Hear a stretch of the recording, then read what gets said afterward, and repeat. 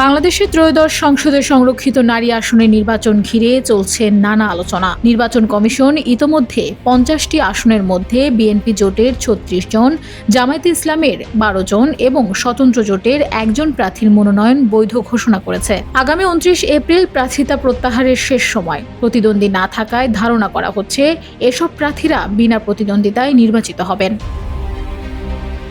প্রার্থীদের হলফনামা বিশ্লেষণে দেখা গেছে সম্পদ ও আয়ের দিক থেকে বিএনপি জোটের প্রার্থীরা এগিয়ে। সবচেয়ে বেশি আলোচনায় রয়েছেন নিপুণ রায়চৌধুরী। তার নিজের নামে রয়েছে 502 ভরি স্বর্ণ এবং তার স্বামীর নামে রয়েছে আরও 100 ভরি, মোট 602 ভরি স্বর্ণালংকার। তার বার্ষিক আয় প্রায় 30,50,000 টাকা এবং মোট অস্থাবর সম্পদ প্রায় 10,50,00,000 টাকা।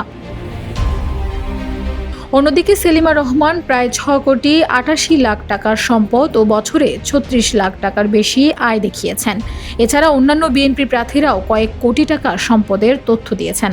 জামায়াতে ইসলামের প্রার্থীদের সম্পদ তুলনামূলক কম, যেমন নুরুন্নেসা সিদ্দিকী প্রায় 30 লাখ টাকার সম্পদ ও 1,61,000 টাকার বার্ষিক আয় দেখিয়েছেন।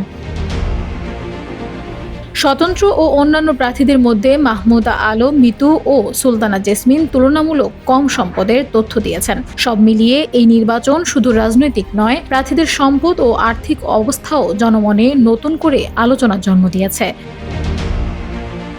Desk report, Bangladesh bulletin.